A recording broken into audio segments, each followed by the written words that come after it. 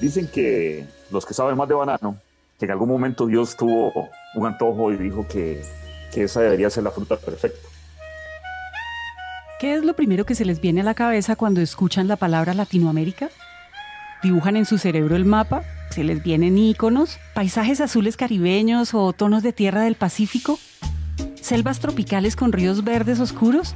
Es muy difícil pensar una sola cosa cuando uno piensa en Latinoamérica. Son más bien una serie de cosas las que van llegando, todas muy vibrantes y diferentes entre sí. Cuando uno piensa en Latinoamérica también se cuelan olores y sabores que quizás los puedan evocar si les llamamos así. Cayeye, batido de guineo, aborrajado, patacones, plátanos con queso, torta de banano, mejor dicho, la lista de recetas es infinita.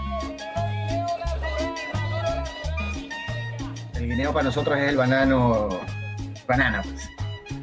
Inclusive el guineo también en Colombia lo utilizamos para sopas. Es un plátano verde pequeñito. O sea que no es ni el guineo ni el plantain, digamos. No creo que sea el... No es ni banana ni plantain, es otra cosa. Yo creo que sí es... Te voy a mandar una foto.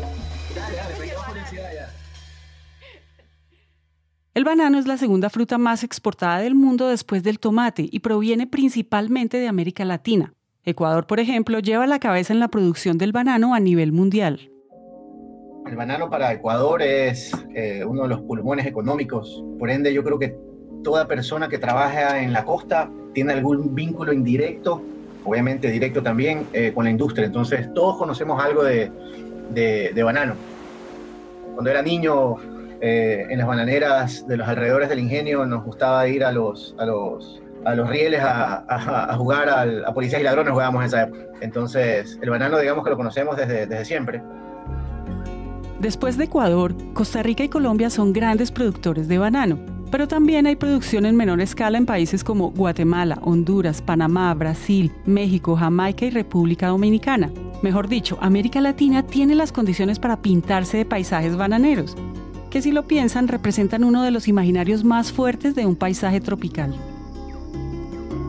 A mí me pasa mucho que cuando yo veo películas de Asia tropical, o sea, y Singapur, pues Indonesia, Miramar, Tailandia, todos esos países, yo veo el campo y lo veo muy parecido a Costa Rica, Colombia o Chiapas. O sea, se parece mucho, porque es más o menos el mismo tipo de plantas expresándose en unos ambientes muy similares. En correspondencia, que es un cultivo de exportación, se busca que esté cerca de los puertos los puertos marítimos para la salida de la fruta, que tenga el menor tiempo posible en tránsito desde que se empaca la fruta hasta que llega al barco. Entonces, por eso es la razón que siempre estamos bastante cerca de algún litoral, sea el Atlántico o sea el Pacífico. Y realmente lo que tiene que coincidir, yo creo que tienen que coincidir tres cosas para que haya un cultivo de banano: que sea el trópico, que sea lluvioso, que el suelo abajo sea unos suelos de buena calidad y después que haya una cultura ahí que sea capaz de generar una industria bananera. Porque de pronto cae en un país, listo, tengo todo, pero estoy demasiado lejos del puerto, o no hay como una cultura de que haya mano de obra, o es un país que ha durado en guerra mucho tiempo, o qué sé yo. Pero cuando uno cruza esas tres como unas condiciones sociales, geoposicionales y climáticas y de suelo, pues da la condición para un banano. Y por eso los países nuestros, pues aquí hay países que tienen esa coincidencia. Como te decía, emplea tanta gente el banano que tiene mucho impacto sobre mañana van a subir el sueldo mínimo $10 y eso repercute en toda la industria. Eso hace que la economía de los pueblos que tú me preguntabas a los alrededores de estas bananeras sea distinto, sea más bollante. Es más, tú pasas por los pueblos que están en las zonas bananeras y son pueblos netamente comerciales. Hay comercio en todas las veredas. Entonces, el banano definitivamente para el Ecuador, te puede decir que hasta cierto punto asusta que tengamos todos los huevos en esta canasta, ¿no? Porque mañana el banano estornuda y nos da gripe a todos acá. Latinoamérica es el principal exportador de banano en Europa y esto ubica a la industria bananera como una de las más importantes de la región, principalmente por la cantidad de empleos que genera, pero también porque alrededor de esta fruta se esconden cientos de historias llenas de tradiciones y aprendizajes. Todos los días en banano se aprende demasiado. El banano es un cultivo súper interesante, te enseña muchísimo, pero sobre todo te sumerge en un ambiente de experiencias diarias que posiblemente uno diga, pero es que siempre repite lo mismo. Bueno, nunca es lo mismo en banano. Es una situación súper interesante, de donde hoy puedes haber logrado un éxito, ya sea en lo que llamamos una corta, que es una cosecha, has empacado 4 contenedores y mañana te puedes caer. Te puedes caer hasta tener una situación tan complicada como que lo que se llama acá, te ponen la finca en cuarentena y no puedes tocar un solo racimo de banano. Todos los días son distintos. Por un momento, imagínense un cultivo de banano.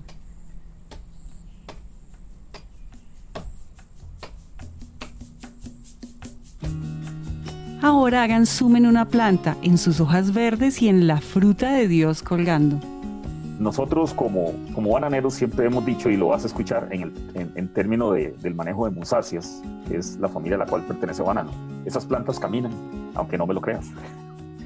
Caminan en el sentido de que ellas tienen la capacidad de producir hijos asociados al cormo. Esto que está aquí al lado es una típica planta de banano de exportación. ¿Y por qué les digo que es típico? Porque si ustedes ven, hay una abuela, esa abuela puede o no estar él con su racimo, pero generalmente tiene su racimo, tiene una hija y tiene una nieta.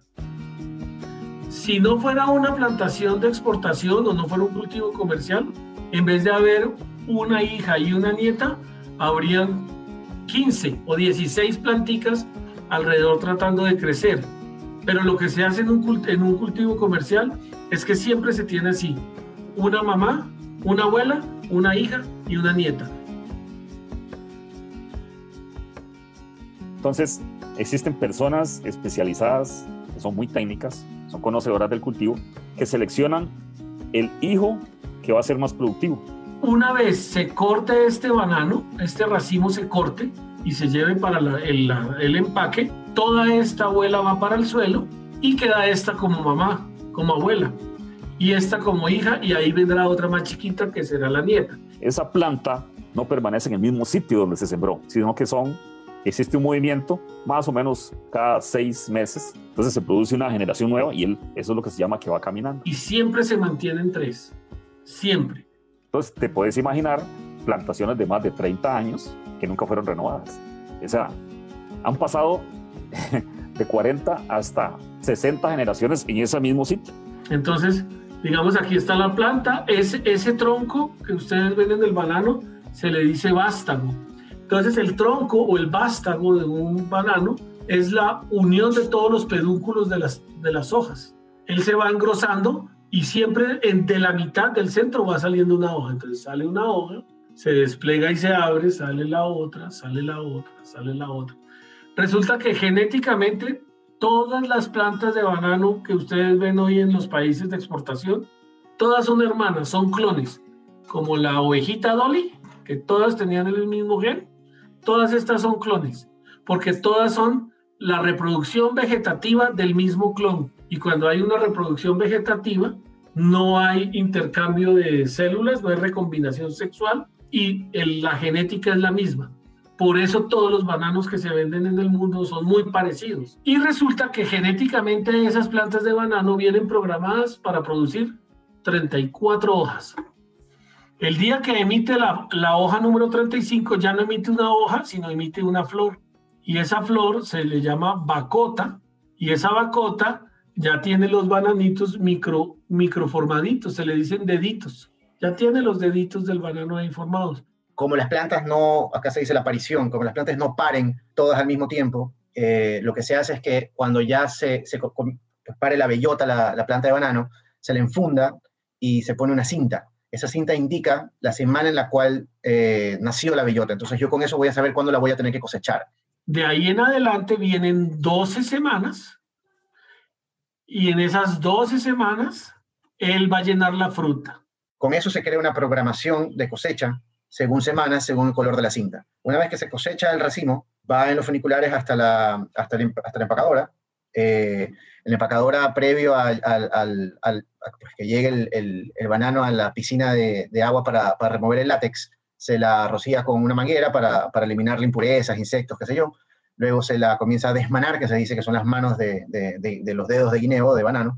se la comienza a desmanar y entra pues cada mano de estas a una piscina que básicamente le remueve el látex. Estas manos son seleccionadas o si son para rechazo o exportación, luego son puestas en cajas de cartón con plástico al vacío y estas pues se cierran bien y se comienzan a embalar en el contenedor. No existe una sola persona en esa finca que no sepa cuántas cajas deben empacar ese día.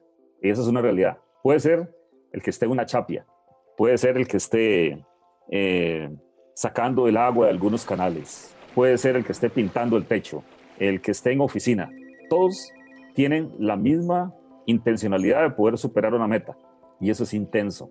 Una vez que se empaca, se tiene que terminar el empaque ese día, el empaque de la fruta ese día en el contenedor. Una vez que termina el embarque, tiene que salir inmediatamente a puerto. Y en puerto, como esto es una fruta que está en refrigeración, no puede estar a la deriva, automáticamente tiene que embarcarse en el navío y el navío va a su lugar de destino. Digamos que el destino es Ámsterdam, Holanda, la fruta llega verde. Yo no puedo vender el banano verde. Y aquí es donde entra otra gente de la cadena de valor, que es ya el comprador de la fruta o el distribuidor, que generalmente tiene bodegas donde tiene cámaras de maduración. Eso lo podríamos hacer tú y yo aquí por ejemplo, en un sauna. Tenemos un montón de fruta verde, 10 canastillas de fruta verde, nos la regalaron en Urabá. Y esa fruta está verde y no es comible. Digamos, no es la fruta amarilla bonita que tú ves. Podríamos tomar ese sauna, meternos en el sauna, comprar un gas que se llama etileno, rociarlo en la cámara, que ya no es un sauna, es una cámara de maduración, cerrarlo y el etileno, a la fruta en contacto con el etileno, ese recibe el mensaje, listo, tengo que madurar, y ella emite más etileno y la fruta a la vuelta de 2 días ya está amarillita. Entonces así se hace. Y no es solamente con un banano, cualquier fruta emite etileno. Tú tienes unas papayas, si has visto que las papayas las abuelas o las mamás o los agrónomos las meten entre papel periódico, eso simplemente lo que hace es que atrapa el etileno que la papaya tenuemente empieza a producir y acelera, porque le sube la concentración de etileno dentro de la bolsa de papel que tú le formas y acelera la maduración. El etileno madura todas las frutas. Entonces, así se maduran las frutas, el banano en el exterior, en cámaras de maduración. Por eso, la experiencia entre comerse un banano de allí de la finca de tierra caliente saliendo de Bogotá, que se maduró en el árbol y que la señal de comérsela es el primer picotazo del pájaro, pues ese es una fruta que maduró lentamente y que la acumulación de azúcares es mayor. Entonces tú la comes y es mucho más dulce y no le sientes como ese astringente, como esas frutas que te dejan como una cosita de una película, y la sientes dulce, pero le sientes un leve astringente y el dulzor no es tan intenso como un banano madurado en casa con pequitas negras. Eso no es diferente, digamos. Pero es la única forma de controlar si quieres comerte un banano en Suiza. Si no, no puedes, porque si no el banano no llegaría. Si lo cosechas maduro, pues no llega. Si a ustedes alguna vez recorren una bananera y llegasen a encontrar el tesoro de encontrar un racimo que se cayó de la planta y se maduró en el piso, ese es el banano más delicioso del planeta. Cuando uno escucha, o mejor cuando ve cómo crece una fruta, lo primero que puede pensar es que la naturaleza es perfecta. Y aunque no hay nada más parecido a la magia que una planta que crece, la verdad es que la naturaleza y entonces los cultivos no son propiamente armónicos. La agricultura es, diría, y yo que soy agrónomo, la agricultura es una actividad muy ingrata. O sea, poder tener en la mano una semilla que eventualmente me pueda producir a mí una fruta que yo pueda comercializar y depender de eso, a veces la naturaleza te puede desarmar en un segundo. ¿Sí? Plagas, enfermedades, condiciones de clima adversas, es un todo que a veces los mismos productores dicen, yo no entiendo por qué me metí en esto, porque el riesgo es muy alto. Es casi imposible contar la historia de un cultivo sin mencionar en algún momento la historia de una plaga, y el banano no es la excepción. En la década de los 80 y por cuenta de una plaga endémica que se conoce como la cigatoca negra, casi deja de existir la plantación de banano, causando así la crisis más grande en la historia de la industria bananera. Hemos luchado desde el año 1982 con una enfermedad que se llama cigatoca negra. Es una enfermedad bien agresiva. Solo para ponerles una referencia, de esos $7 que cuesta producir una caja de banano, cerca de $1.50 corresponde al control de ese patógeno en el cultivo. Son más o menos entre $1.500 a $2.000 por hectárea por año que se invierten. Entonces sí es una enfermedad muy limitante, es endémica, prácticamente no hay lugar en el mundo donde no esté cigatoca negra y logremos sembrarlo. Es decir, ya no, ni siquiera hay que preguntar si se tiene o no cigatoca, o sea, hay cigatoca, ya no hay nada que hacer. Entonces es un punto bien importante a considerar cuando usted intente producir banano en alguna parte del mundo, o sea, va a tener cigatoca, ¿sí? Puede ser muy benévola o puede ser extremadamente agresiva, como prácticamente eliminar la plantación. ¿Qué es lo que hace la cigatoca? Pues, por decirlo así, se come las hojas. Y sin hojas no hay llenado del racimo. Entonces prácticamente perdemos la unidad de producción. Mira, él sale primero, ustedes han visto como, primero la hoja sale como un tabaquito, es enrolladita, toda como si lo hubieran hecho en la papelería, le dieron a uno el tabaquito de hoja, él sale primero como un tabaquito. Y la razón por la que primero se infecta la parte superior derecha de la hoja es porque esa es la punta del tabaquito, la parte exterior de ese tabaco, que se llama la candela, que sale es el primero que se ve expuesto a las ascoesporas de los demás. Resulta que en solo 3 semanas, esa punta del tabaquito, si le caen esporas y no le cae un fungicida que lo proteja, en solo 3 semanas, por ahí empieza la infección. Es decir, que hoy emite una hoja y esta misma semana se está infectando. Entonces, por eso aquí no hay detección, la detección temprana no sirve, o no serviría porque ya el problema es absolutamente endémico. Esto ya se vive con él, por eso no hay detección temprana. Aquí la importancia entonces de controlar bien cigatoca, de mantener la enfermedad a raya, como decimos acá, sin que tenga explosiones de infestación, dependiendo de las épocas del año. Importantísimo el tema de los bioestimulantes y todas las prácticas culturales que hay que hacer en la plantación. A menos hojas verdes a la cosecha o sin cigatoca, tu fruta va a ser rechazada por la exportadora. ¿Por qué? Porque se asume que tu fruta, aunque esté verde en la caja, pero la cosechaste solamente con 2 o 3 hojas o 4 hojas verdes, muy probablemente se va a madurar en el viaje al lugar de destino. Entonces, cuando se maduran, cuando cogen este color amarillo y esas pinticas negras, los bananos emiten una sustancia que se llama un gas, que se llama etileno. Entonces termina un solo racimo emitiendo etileno y tomando un contenedor de yo no sé cuántas toneladas son y madura toda la fruta. Y el día que abren la fruta en Europa o en Rusia o en China, la fruta viene podrida. Entonces es lo peor que le puede pasar a un bananero, porque en ese instante vuelven a cerrar el contenedor y se lo devuelven otra vez para Costa Rica, Colombia o Ecuador, y le cobran el flete y le cobran una multa y puede llegar hasta perder los cupos de venta que tiene. Entonces acá el exportador te exige un mínimo de 6 a 7 hojas a cosecha verdes sin cigatoca, negro, sin enfermedad, para poder garantizar la no maduración de la fruta en el transporte. Y por eso es que la cigatoca es tan importante, porque la cigatoca va a tratar de matar hojas y hojas y hojas y hojas, y los productos a tratar de proteger esas hojas lo más que se puede. Son enormes los retos que nos encontramos con agrónomos, ingenieros e investigadores dentro de la industria bananera. Mitigar al máximo el daño de la cigatoca negra en una plantación y propiciar las mejores condiciones en la cadena de producción para garantizar un buen número de hojas sanas. Hoy contamos con una industria que está preparada y que intenta conocer su historia para no repetirla. Históricamente se la ha podido controlar con sus malas épocas y con sus muy buenas épocas.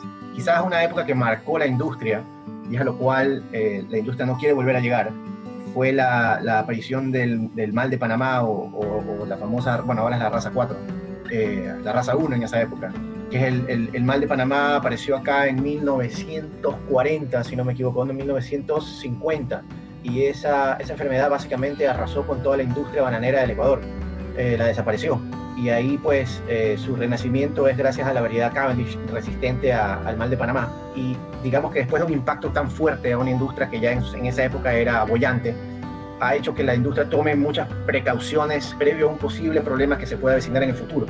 Esto incluye a la cigatoca. La cigatoca ha tenido variaciones, hubo la cigatoca amarilla, ahora la cigatoca negra. Hoy tenemos el reto de qué va a pasar si yo dejo de tener ciertos fungicidas protectantes como el clortalonil, como el mancozeb.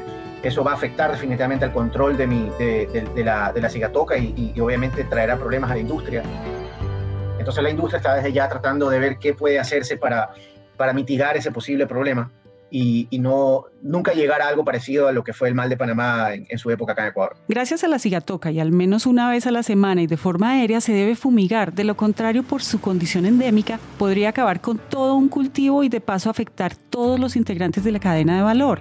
Recuerden, son cientos de miles de latinoamericanos que dependen de esta industria.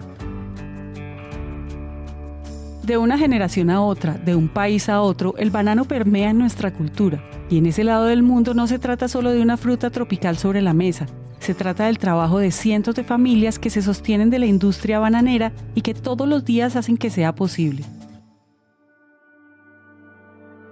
Hay pueblos que viven a los alrededores o dentro de grandes haciendas de banano, es decir, se deben al cultivo comercial de banano. Entonces, toda la vida social, toda la vida de los niños, de la gente joven, es alrededor de las plazas de empleo que pues, da esta hacienda bananera. O sea, hay muchos pueblos que se deben acá a las bananeras que están a su alrededor. Más que fiestas, como te digo, es más un tema de aquí nací, aquí creceré y aquí crecerá mi familia, porque es lo que conozco y es lo que nos ha dado de comer los últimos 50, 100 años. El banano ha sido no solamente fuente de vida, sino es fuente de alegría para la gente, ¿sí? El poder ver familias enteras y generaciones, 2 o 3 generaciones que han pasado adscritas a banano, increíblemente así, el abuelo, el papá y el hijo han trabajado en la misma finca durante muchos años, hace ver que realmente, la tierra es generosa en ese sentido, de que estando en un mismo lugar por prácticamente 50, 60 años, pues te sigue dando sustento, te sigue dando formas de crecer. Porque las plantaciones de banano producen todos los días. Todos los días, las familias bananeras se levantan a trabajar. Todos los días hay una planta de banano siendo abuela y una nueva nieta naciendo en consecuencia. Todos los días hay cigatoca en una nueva hoja y alguien tratando de controlarla. Hay bananos madurando en cámaras europeas y bananos en el suelo ya maduritos, dulcecitos, que solo podemos comer ahí en los cultivos. Gracias a todo esto, sin excepción, el mundo entero come la fruta de Dios. Este episodio contó con la participación de 3 expertos en cultivos de banano de Syngenta: Alejandro Escobar, gerente de biología de fungicidas para Latinoamérica Norte; Omar Corrales, gerente comercial de cuentas clave en Centroamérica y Caribe; y Roberto Granja, gerente comercial de banano en Ecuador. El reportaje, el guión y la producción de este episodio estuvo a cargo de Julieta Ayure. La edición estuvo a cargo de Juan Pablo Ramírez. El trabajo gráfico a cargo de Luisa Ríos y el diseño de sonido a cargo de Juan Diego Bernal. Sembrando Futuro es una producción de Naranja Media para Syngenta. Yo soy Margarita Calle, gracias por escuchar. En el próximo episodio, nuestra segunda entrega de Frutos Amarillos.